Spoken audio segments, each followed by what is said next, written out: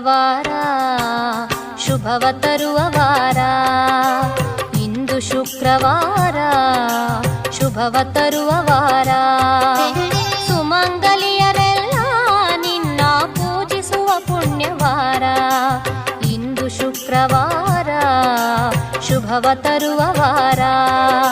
ಸುಮಂಗಲಿಯರೆಲ್ಲ ನಿನ್ನ ಪೂಜಿಸುವ ಪುಣ್ಯವಾರ. ಇಂದು ಶುಕ್ರವಾರ ಶುಭವ ತರುವ